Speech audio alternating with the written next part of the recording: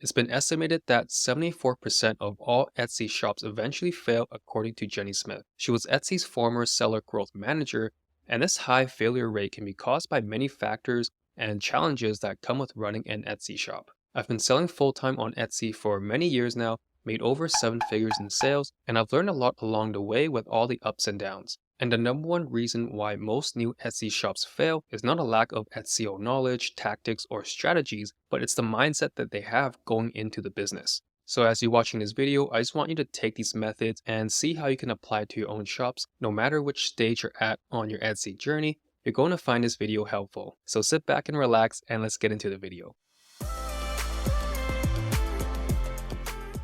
Number 1, set realistic goals.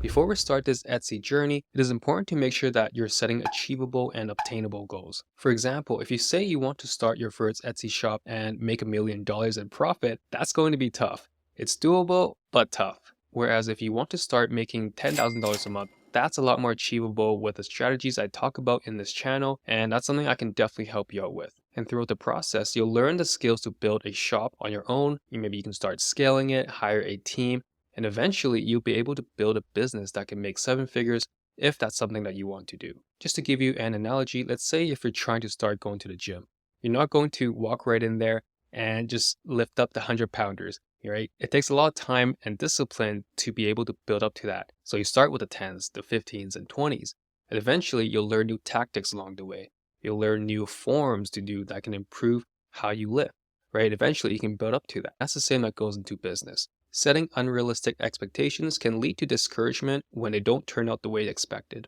All right, number 2, break goals into smaller chunks. Breaking down a goal into smaller achievable tasks can help you stay focused and motivated. It also helps to keep your momentum going and prevent you from getting overwhelmed by the task at hand. For example, I was coaching this new Etsy seller, and when we hopped on the call, she started asking everything under the sun, like how to set up your banners, how to optimize your ads, how to create discounts for certain holidays, and she just looked super overwhelmed at everything.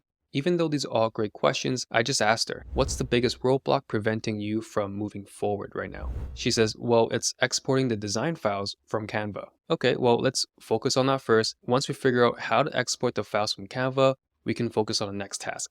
And what's the next task? Well, it's uploading the files onto your listings. And after that, it's uploading your shop. After the call, she felt a lot better with the process that she's made this whole time, and she was able to carry out on her Etsy seller journey. By setting smaller goals and focusing on a task at hand, it can really help you from getting overwhelmed, and the last thing you want to do is to quit because of it. All right, so number 3 is celebrate small successes. Acknowledging each step towards achieving a goal is super important. Celebrating the small victories can help you stay motivated and focus on the bigger picture. When I first started selling on Etsy, it took months and months of hard work, and when I finally got my first sale, I was super excited. I was super happy. I still remember that feeling to this day. Even though the amount was $7.99, which wasn't a lot, but I was just happy that I was able to create something and someone liked it enough to actually pay real money for it. And after that, I saw the potential in this, and if I could sell one, I can sell 10. If I can sell 10, I can sell 100, I can sell 1,000. And that was how I set up micro goals. My first week, I was like, all right, if I could just make one sale every week, I'll be super happy. Once I achieve that, all right, 2 sales a week, let's do that.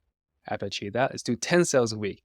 And later on, my goals were like 10 sales a day and then 100 sales a day, right? And I just started having incremental goals. So I'm always chasing that next one that's achievable and reachable. And I'm not trying to set my bar super high where I feel like it's just impossible to obtain. Number 4 is don't give up.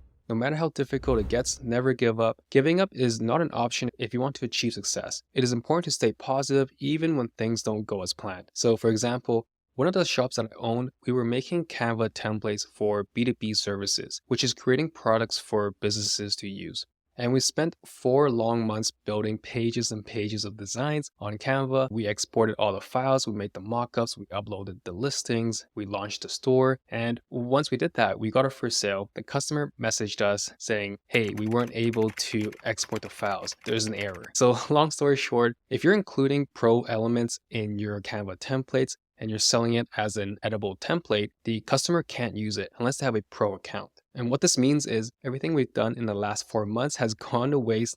And at this point, we're like, all right, do we just quit? Do we start something new? Because everything we've done in the past is not effective anymore. But we decided, no, Let's pause the shop, let's hire a designer, and let's quickly get through this, redo all the designs, and re-upload everything again. So it took us a month to get that all done, and this shop actually became one of the most profitable shops that I have to this day. So this is just an example of how things will go wrong at some point, but it's up to you to decide if you want to carry through it or not. All right, so number 5 is believe in yourself. I know it's a bit cliche, but this is definitely one of the most important aspects for success. You need to believe in yourself and your abilities no matter what. Even if you feel like you don't have the technical skills, the creative skills, just know that if you put in the time and effort, you will get there. That's how I got there. I was an electrician for 7 years, and throughout that time, I was honing in on my craft. So in order to succeed, you have to ultimately believe in yourself to be able to endure the hard times, because there will be hard times, and the way to push through it is to truly believe this is possible. So just to wrap it all up, building a successful shop is not easy by all means, but with the right strategies and mindset and goal setting, it's definitely possible to achieve. The key to avoiding failure is setting realistic goals and breaking them down into smaller chunks. This makes it easier to stay motivated and focused on the bigger picture. It's also important to acknowledge each success and never give up, no matter how difficult it gets. Finally, believing in yourself is essential to pushing through the hard times and achieving your goals. And with these tips, you're well on your way to success, and I wish you all the best to your Etsy journey.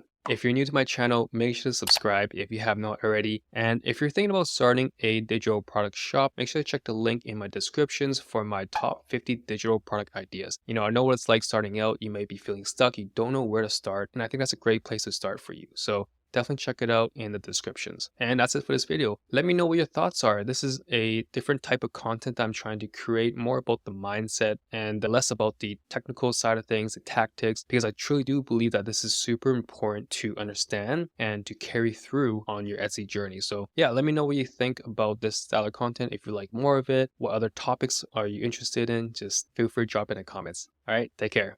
Bye.